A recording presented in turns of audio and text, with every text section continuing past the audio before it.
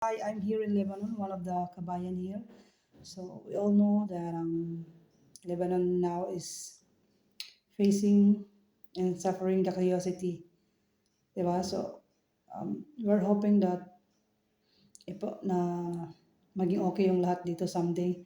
Sana po ipagdasal niyo po kami na maging safe kami dito.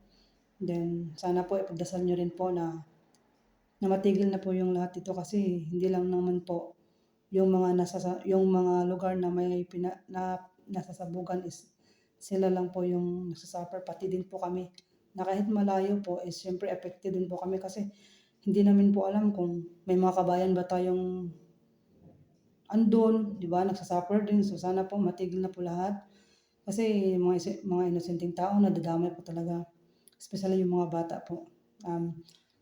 We are hoping talaga na someday maging okay ang lahat kasi ang hirap po talaga pag laging ganito. Hindi ka makakatulog ng maayos kasi dito po sa tinitirhan ko, although malayo siya konti, malayo siya. Yes, malayo siya konti pero yung pagsabog po and then 'di ba, yung impact is talagang rinig po namin and minsan po nga yung building dito parang maalog pag may binomba na doon. So far naman walang damages na nangyayari dito sa tinitirahan namin. And then,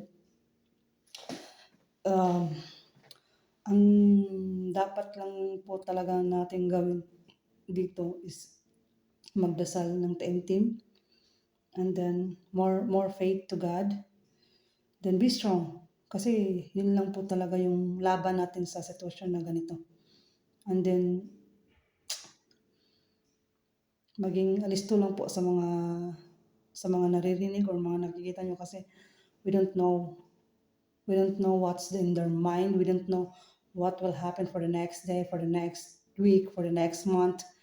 Kaya we're hoping that someday the peace will come. So dito lang po muna kasi mamaya po babalitaan ko rin po kayo. Bye-bye.